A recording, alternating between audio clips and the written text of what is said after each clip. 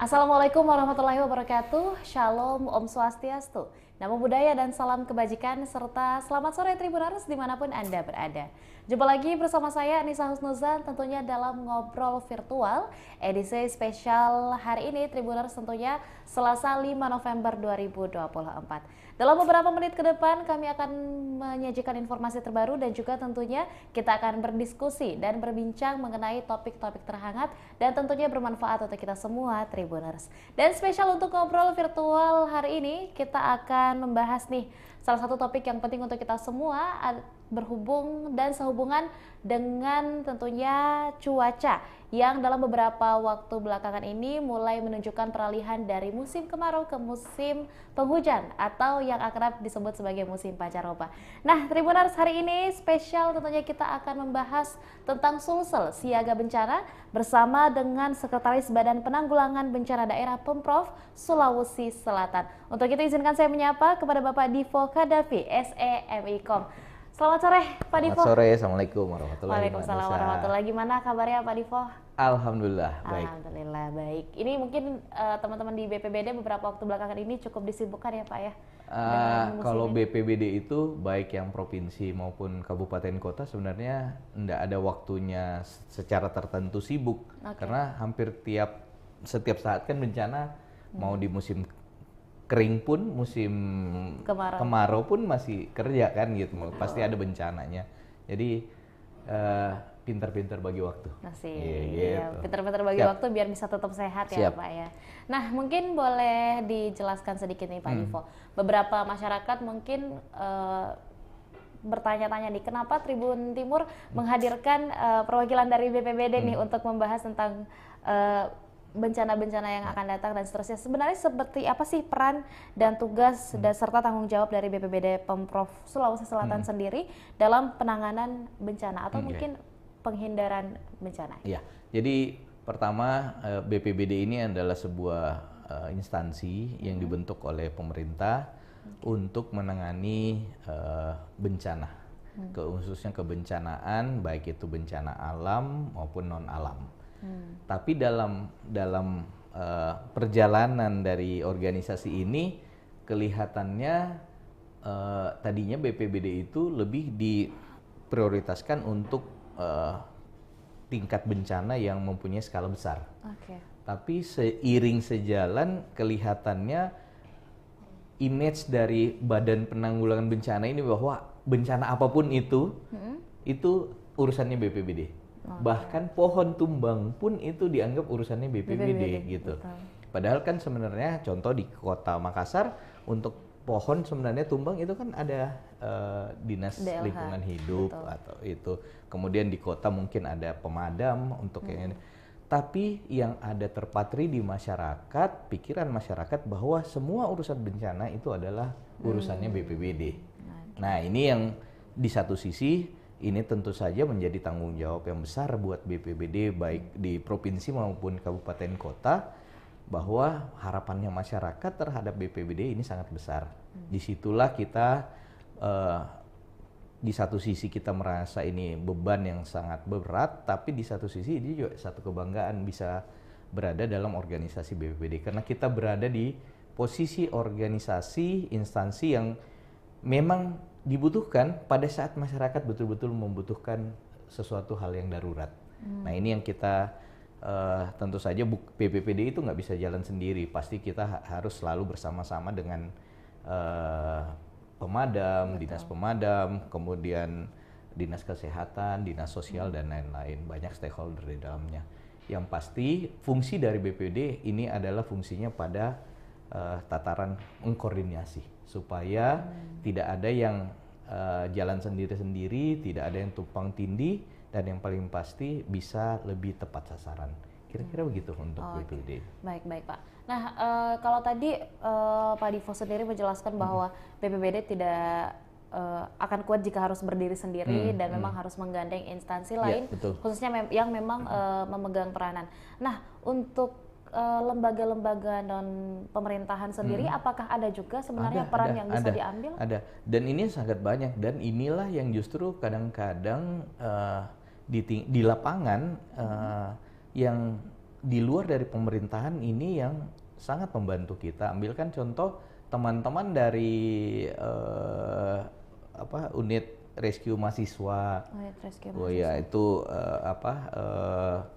kemudian ada yang Tagana, yang kayak seperti begitu, itu yang sangat membantu kita untuk pergerakan-pergerakan di lapangan apabila terjadi kebencanaan. Belum lagi dari lembaga-lembaga non pemerintah yang bersifat sosial.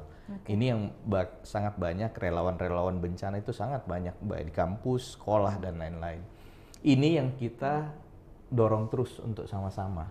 Karena tadi saya sudah sampaikan nggak mungkin kami kuat. Contohnya BPBD Sulawesi Selatan hanya mempunyai kekuatan itu kurang lebih sampai 32 orang untuk TRC-nya total ini ya, reaksi cepatnya, reaksi cepatnya. Apakah ini cukup untuk lingkup yang sebesar Sulawesi Selatan? Tentu nggak cukup kan? Ya, betul. Makanya ada di kabupaten kota, ada TRC-nya juga yang mau dibentuk. Ya. Fungsinya dari BPBD adalah menjadi, saya sampaikan, menjadi fungsi-fungsi koordinasi dan menjadi semacam pusat dari pergerakan. Supaya itu tadi, kalau satu daerah sudah tidak mampu untuk bergerak sendiri, atau tidak mampu karena ada keterbatasan sarana prasarana atau infrastrukturnya terganggu akibat bencana, maka BPBD Sulawesi Selatan itu akan menggandeng kabupaten sekitarnya untuk membackup gitu. Nah, jadi bencana memang nggak mungkin bisa di-handle sendiri kecuali kalau yang skalanya masih kecil. Yang paling terakhir ini yang kita dengar, Kabupaten Sopeng ada pohon tumbang, ya, ada yang 9 meninggal, kemudian 11 yang luka-luka. Itu masih bisa dihandle oleh teman-teman dari BPBD Kabupaten Sopeng. Tapi kalau sudah skalanya lebih besar, ini tentu saja membutuhkan bantuan dari kita semua. Jadi selain dari fungsi untuk membantu kabupaten kota lain, yang paling penting adalah fungsi koordinasi juga ya. Iya, betul. Nah, lantas untuk wilayah Sulawesi Selatan sendiri, BPBD Provinsi Sulawesi Selatan sendiri melihatnya seperti apa nih Pak? Di Sulawesi Selatan potensi bencana yang paling sering terjadi mungkin dalam beberapa waktu belakangan apa, dan wilayah yang paling rentan apa aja Pak? Jadi kalau kita melihat Sulsel ini yang kita sangat syukuri karena kan kita tidak berada di jalur gempa secara langsung. Betul. Sehingga bencana yang kita hadapi banjir, longsor, abrasi, angin kencang atau puting beliung, dan mungkin kekeringan. Ya, bencana. Nah, di luar daripada itu, kalaupun ada terjadi, merupakan dampak mungkin yang seperti di Palu kemarin, bencana gempa bumi, tsunami, akhirnya impactnya kita rasakan sampai di Pindrang, Parepare itu merasakan. Tapi secara langsung tidak. Kemudian daerah-daerah mana saja yang mempunyai resiko-resiko besar, salah satunya ya kayak Makassar, kita sering sekali kan lihat banjirnya. Kita kalau untuk di dataran tinggi kita sering sekali lihat Toraja Utara, kemudian Luwu, dan itu hampir semua longsor, banjir. Kemudian di kawasan daerah-daerah yang mempunyai garis pantai, tentu saja abrasi, Takalar, Bulukumba, atau Bantaeng, Selayar, angin kencang. Nah, ini memang kita sudah memetakan dan itu sudah ada. Memang yang perlu kita perkuat ke depan adalah adanya kantong-kantong logistik di setiap kabupaten kota. Sekarang ini kalau BPBD itu sudah ada buffer stock yang kita sudah taruh di kabupaten kota untuk kalau kabupaten kota membutuhkan mereka bisa menggunakan buffer stock ini, logistik untuk kebencanaan sebagai cadangan di luar dari yang memang mereka punya dari kabupaten kota, BPBD kabupaten kota. Walaupun jumlahnya tidak besar, tapi paling tidak ini yang menjadi persiapan untuk kita harapkan BPBD kabupaten kota itu punya ketersediaan untuk minimal 3 hari pertama, maksimal 7 hari. Itu betul-betul menjadi ketersediaannya harus ada di kabupaten kota supaya tidak terlambat.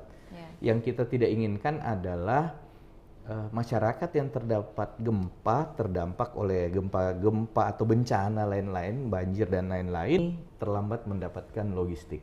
Kita berharap dengan kita taruh buffer stock di kabupaten kota, ini mempermudah teman-teman di BPBD untuk penyalurannya ke para korban dampak bencana. Gitu. Oke, baik Pak. Nah, kalau mungkin kita ingin berbicara tentang bencana dan seterusnya, bahwa yang cukup penting untuk kita diskusikan juga kan sebenarnya adalah kesadaran masyarakat untuk menyelamatkan diri terlebih dahulu. Jadi karena bencana itu mungkin yang akan merasakan itu adalah korbannya itu sendiri, maka yang paling bisa untuk cepat melakukan penyelamatan itu kan adalah korbannya.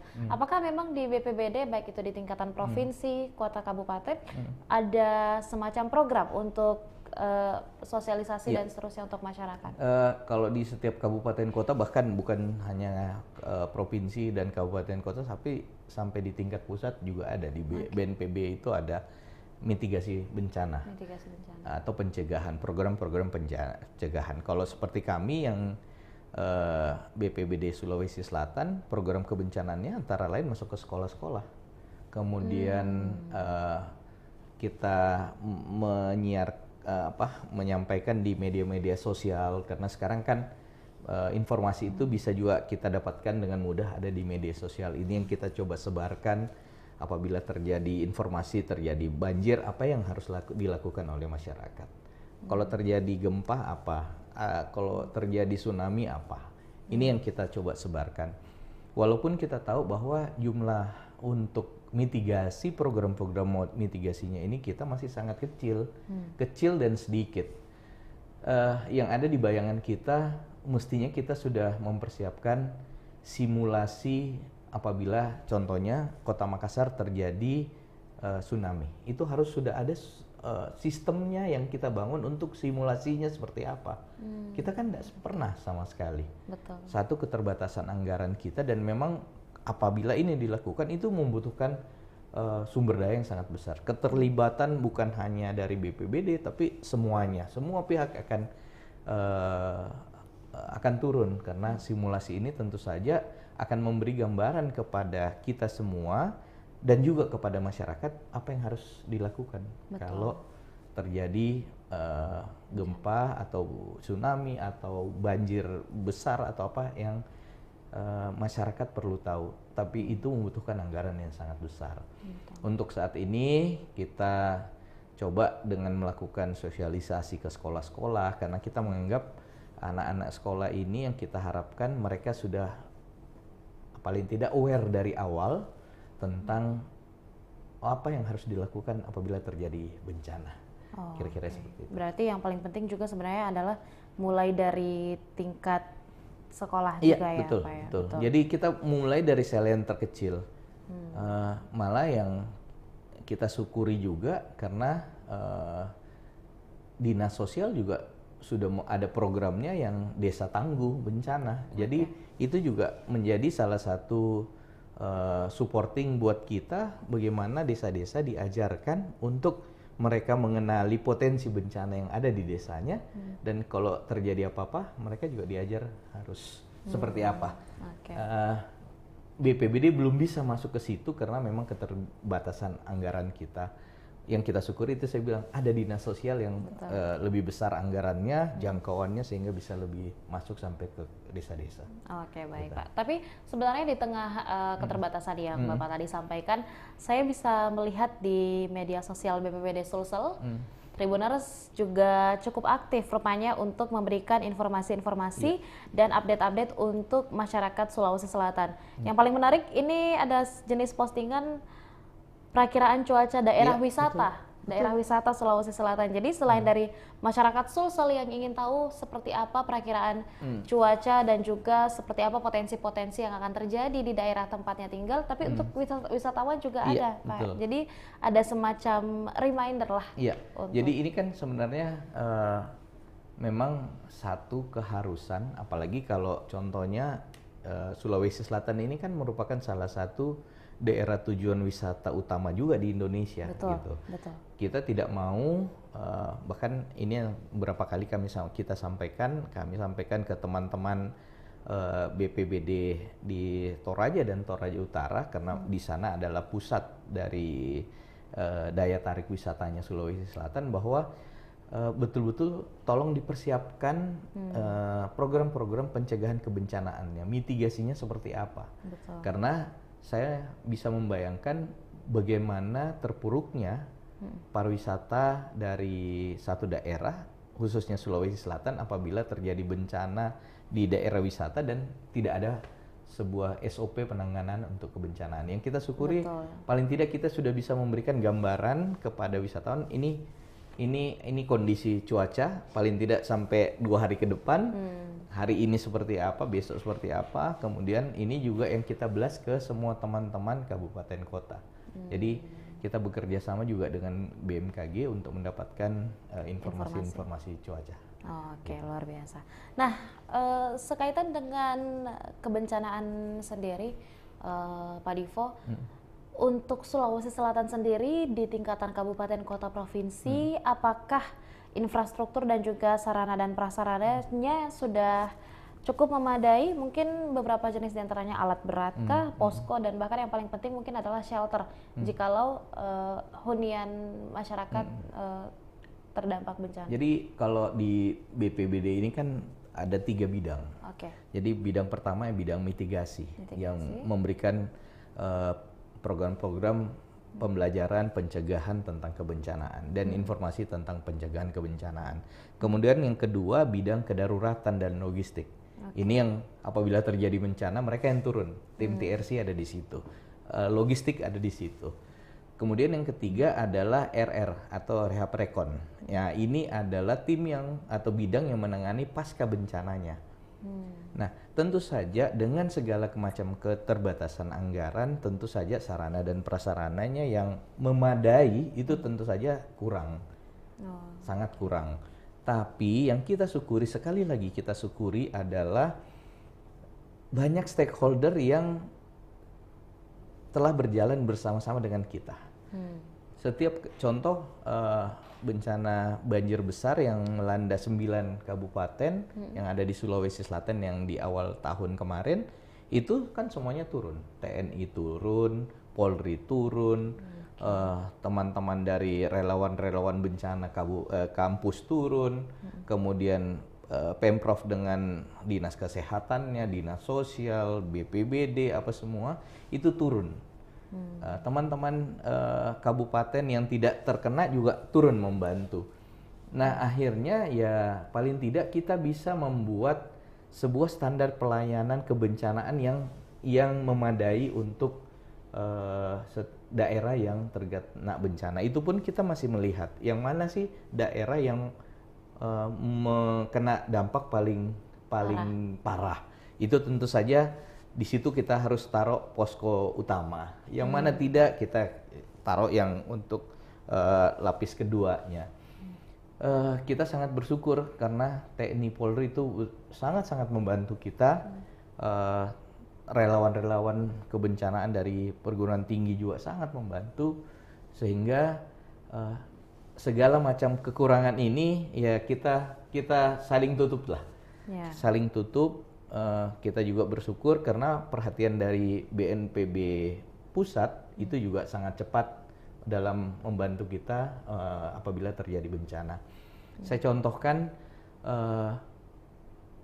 pada hari ini Pak Deputi Logistik itu dari BNPB pusat akan datang langsung ke Sulsel untuk hanya memantau bagaimana kondisi-kondisi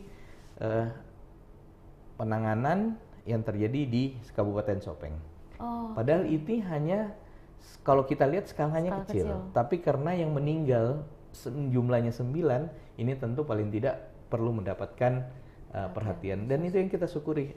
Tim dari pusat langsung datang, Pak Deputi memantau lagi bagaimana kondisi-kondisi di daerah, karena sesudah itu akan ke Sidrap.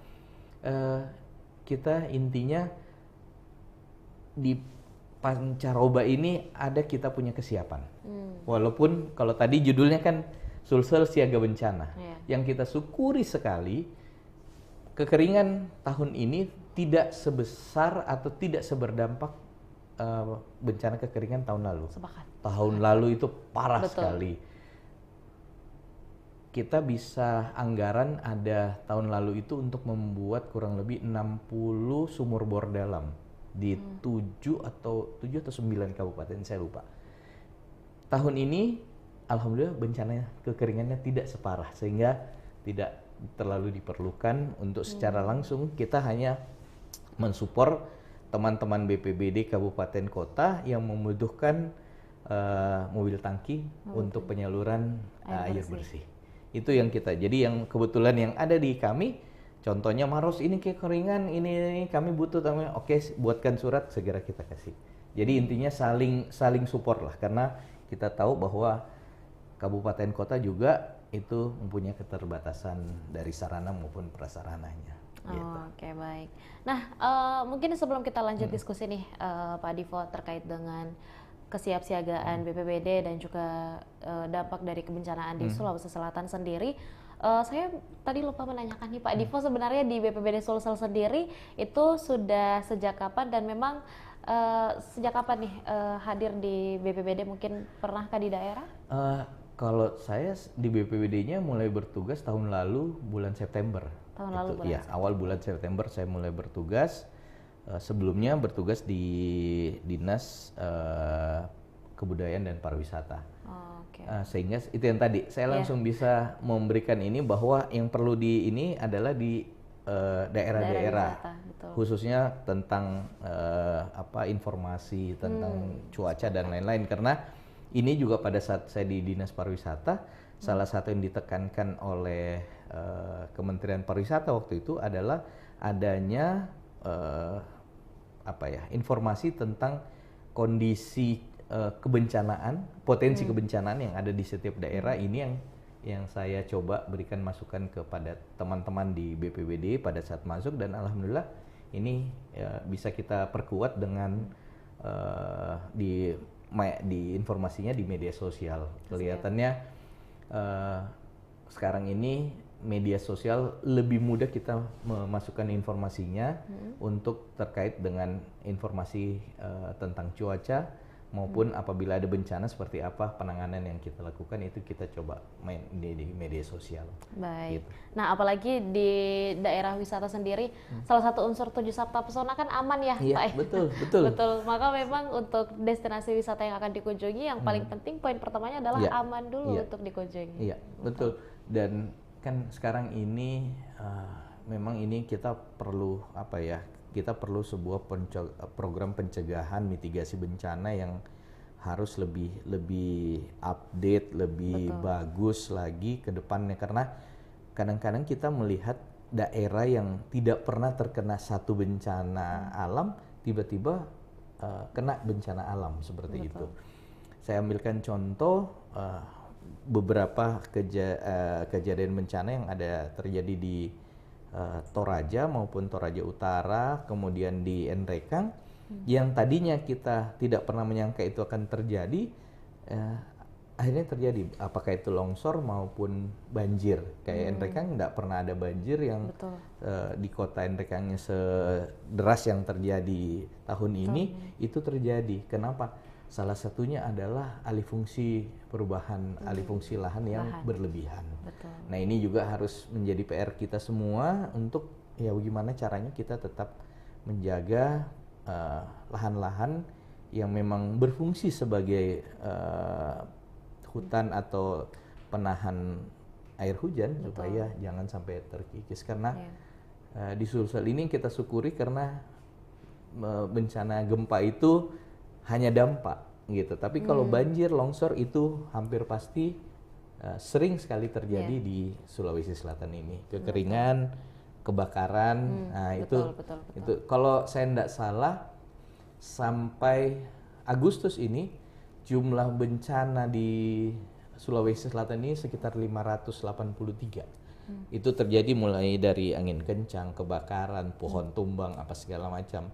Itu kita, tapi yang kita laporkan ke atas, ke pusat, tentu tidak sebanyak itu, karena yang kita laporkan adalah yang mempunyai skala cukup tinggi, besar, ataupun yang punya dampak bagi masyarakat yang cukup besar. Gitu. Oke, baik. Nah, jika melihat teman-teman dari tim BPBD sendiri berada di lapangan untuk melakukan penanggulangan bencana dan seterusnya, lantas kendala apa nih Pak yang paling sering dihadapi oleh teman-teman dari tim BPBD? Mungkin dari sumber daya kah, akses wilayah kah, atau mungkin koordinasi antar instansi juga kadang jadi kendala, atau apa saja Pak bentuknya? Yang disebutin semua sebenarnya iya. Semuanya ya. Oke. Jadi semuanya yang disebutkan itu tentu saja merupakan kendala yang kita hadapi di lapangan, mulai dari penyiapan SDM-nya, karena Betul. untuk melatih orang untuk menjadi ahli dalam penyelamatan kan tidak mudah, tahapannya banyak. Kemudian membutuhkan juga anggaran yang cukup besar untuk penyediaan sarana prasarananya. Koordinasi antar instansi atau organisasi pun di lapangan kadang-kadang ada saja, walaupun kita sudah mengatur sedemikian rupa, masih ada saja selalu ada miskomunikasi yang membuat ini apakah ada terlambat atau kesalahan dalam penanganan itu masih terjadi. Ada juga karena ego-ego sektoral. Nah, tapi intinya itu tadi yang saya sampaikan, bahwa yang kita sangat syukuri karena Sulawesi Selatan ini juga terkenal dengan kegotong royongannya, sehingga apabila terjadi hal-hal yang seperti itu yang tadi, kita saling nutupin. Gitu. Betul. Walaupun dengan segala keterbatasan, saya merasakan kurang lebih 1 tahun lebih saya di BPBD, bencana-bencana yang terjadi di Sulawesi Selatan ini itu penanganannya lebih mudah karena adanya kebersamaan. Adanya kebersamaan, adanya kepedulian yang luar biasa dari pimpinan daerah, mulai dari gubernur, bupati, wali kota sampai di tingkat bawah para Forkopimda. Kalau kita melihat sekarang salah satu programnya dari Pak pejabat gubernur Prof Sudan adalah tentang mitigasi bencana. Bagaimana diperkuat mitigasi bencananya. Nah, ini yang akan kita terus dorong agar mitigasi bencana ini bisa betul-betul mendapatkan porsi yang cukup. Sebenarnya ini menjadi arahannya Presiden 2 tahun lalu katanya, agar kita jangan hanya berfokus pada kedaruratannya, tapi mitigasinya yang paling penting. Gitu. Jangan sampai percuma kita bangun gedung tinggi-tinggi, ada jembatan yang panjang, tapi begitu ada bencana kan habis juga gitu. Tapi kalau ada mitigasinya berarti kan di pangkalnya kita cegah gitu. Ya, itu kita sangat berharap tahun depan tentu saja anggaran akan, mudah-mudahan saja dengan lewatnya tahun-tahun politik, anggaran bisa normal kembali. Ini kan salah satunya juga karena tahun ini adalah tahun politik, sehingga banyak anggaran kita yang tertarik untuk kegiatan-kegiatan pelaksanaan pesta politik ini. Tahun depan kita berharap anggarannya bisa naik, bisa paling tidak memenuhi kebutuhan dari penanggulangan bencana kita di Sulawesi Selatan. Betul. Apalagi bencana mungkin sekaitan dengan nyawa ya, betul. Nyawa dari masyarakat sendiri, keselamatan masyarakat. Maka mudah-mudahan bisalah diberikan perhatian khusus untuk BPBD sendiri. Kami sebenarnya pada saat 2 bulan lalu atau 3 bulan lalu ada kunjungan dari DPR RI, komisi yang menangani kebencanaan. Itu kami memohon agar, karena ini menjadi keluhan hampir semua BPBD se-Indonesia, bahwa anggaran kita nggak cukup nih, karena anggaran bencana tiap tahun itu menurun. Sementara jumlah bencana kan tiap tahun pasti naik, nggak mungkin ada turun, pasti dia naik. Nah, kami kemarin bermohon kepada, kebetulan ketua komisi DPR RI kan waktu itu Pak Ashabul Kafi, orang sini. Kita coba memberikan masukan, Pak, memungkinkankah untuk ada semacam mandatory spending yang diberikan agar anggaran kebencanaan ini bisa ditetapkan secara khusus bahwa minimal 1% dari anggaran APBD, baik itu kabupaten, kota ataupun provinsi.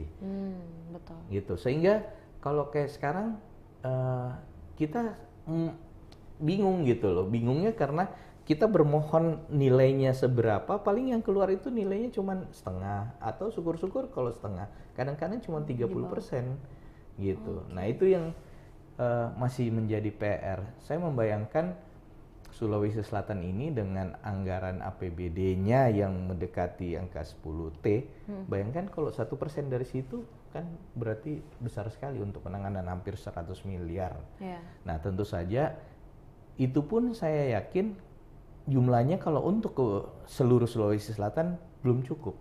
Tapi paling tidak ini kita sudah mempersiapkan ini loh, bahwa untuk masalah kebencanaan kita fokuskan ke pencegahannya, program-program pencegahannya. Setiap kabupaten kota juga akan diperkuat dengan logistiknya sehingga tidak ada lagi masyarakat pada saat dia terkena gempa merasa pemerintah nggak hadir gitu. Pada saat mereka susah pemerintah nggak hadir. Gitu. Paling tidak mereka merasakan bahwa pada saat mereka susah ada pemerintah di situ. Ada tangan pemerintah. Kira-kira gitu. Oke. Nah, lantas untuk BPBD Provinsi Sulawesi Selatan sendiri, mungkin target atau harapan yang ingin dicapai oleh BPBD Sulawesi Selatan sendiri dalam waktu dekat apa? Atau mungkin jikalau ada strategi jangka panjang dari BPBD Sulsel dalam meminimalisir resiko dan dampak bencana di Sulsel sendiri, Pak Divo, apa aja tuh, Pak? Sesuai kemarin dari arahan Pak Kepala Pelaksana kami, agar tahun depan itu kita mencoba untuk memfokuskan pada program mitigasi yang akan diperbesar. Bagaimana kita akan masuk ke sekolah-sekolah, kita akan bekerja sama dengan teman-teman media, bagaimana kita akan bekerja sama dengan relawan-relawan yang ada di kampus-kampus untuk bagaimana penyebaran tentang informasi pencegahan bencana, kemudian penanganan apabila bencana itu bisa terlaksana. Kemudian yang kedua tentu saja kita berharap logistik kita itu juga jumlahnya akan semakin besar sehingga kantong-kantongnya juga bisa kita perbesar di daerah. Saya ambilkan contoh untuk daerah Luwu dan sekitarnya, apabila terjadi bencana di Luwu Timur atau di Luwu Utara, maka mereka tidak perlu lagi terlalu jauh, mungkin akan kita taruh kantongnya di Luwu atau di Palopo, sehingga otomatis dalam waktu singkat mereka bisa ambil. Kalau kurang logistiknya mereka tinggal ambil, tidak perlu lagi harus ke Makassar atau menunggu dari Makassar ke sampai daerah Luwu itu. Yang ketiga yang tentu saja yang kita sangat harapkan adalah koordinasi antar stakeholder yang terkait dengan kebencanaan ini akan semakin baik sehingga ujungnya adalah pelayanan kebencanaan kita terhadap masyarakat itu makin baik juga. Gitu. Kita tidak mau lagi ada terjadi bencana, masyarakat terkena dampaknya, tapi tidak ada pemerintah di situ. Kita berharap paling tidak kitalah yang paling pertama ada di situ untuk memberikan pertolongan, memberikan pelayanan kepada mereka sesuai dengan tupoksi kita masing-masing. Baik, gitu. Pak. Nah, yang terakhir mungkin Pak Divo sebagai sesi penutup diskusi kita ya hari ini. Sebenarnya mungkin kita masih akan membahas lebih banyak lagi nih Tribuners, tapi mungkin mudah-mudahan kita bisa dipertemukan di kesempatan lain ya Pak Divo. Nah, boleh silakan menyampaikan closing statement ke teman-teman Tribuners. Boleh bentuknya adalah pesan mewakili BPBD Sulawesi Selatan ataukah pesan untuk masyarakat Sulawesi Selatan untuk juga turut hadir dan terlibat dalam penanggulangan bencana daerah khususnya di wilayah sekitarnya. Silahkan Pak Divo. Pertama-tama kami izinkan mewakili BPBD Provinsi Sulawesi Selatan dan pemerintah provinsi mengucapkan terima kasih kepada masyarakat Sulawesi Selatan yang selama ini begitu turut serta dalam penanganan dampak bencana. Kita bisa melihat kemarin pada saat terjadinya banjir di 9 kabupaten, banyak sekali bantuan dari masyarakat Sulawesi Selatan yang berdatangan. Betul. Mulai dari pemberian sembako sampai baju yang bisa layak pakai dan lain-lain. Nah, ini yang kita sangat syukuri, kami berterima kasih bahwa ajaran kita di Sulawesi Selatan ini untuk saling membantu, saling mengingatkan kalau ada yang susah itu masih tetap terjaga. Yang kedua, kami juga mewakili BPBD Sulawesi Selatan tetap mengharapkan kerjasama dari masyarakat dan seluruh stakeholder agar dalam pelaksanaan tugas-tugas kita dalam menangani kebencanaan ini selalu terjaga dan bisa menjadi sebuah keberkahan buat kita semua agar ya mudah-mudahan saja daerah kita ini dijauhkan dari segala macam bencana. Amin. Dan yang utama adalah semuanya bisa apabila terjadi bencana semuanya bisa selamat sesuai dengan yang kita harapkan bersama. Amin ya rabbal alamin. Mudah-mudahan juga Pak Divo dan juga tentunya seluruh jajaran BPBD Provinsi Sulawesi Selatan dan seluruh kabupaten kota di Sulawesi Selatan senantiasa diberikan kesehatan. Amin, amin. Dan dilancarkan khususnya dalam menjalankan tugas. Amin, amin. Sebagai Terima kasih banyak. penanggulang bencana Provinsi Sulawesi Selatan. Amin. Terima kasih banyak Pak Divo. Mudah-mudahan sehat selalu sekeluarga juga. Amin. Dan juga tentunya terima kasih banyak Tribuners masih menyaksikan ngobrol virtual kita pada hari ini. Saya Nisa Husnuzan mewakili seluruh kru yang bertugas pamit undur diri. Wassalamualaikum warahmatullahi wabarakatuh. Sampai jumpa dan jaga kesehatan. Download Tribun X sekarang. Menghadirkan lokal menjadi Indonesia.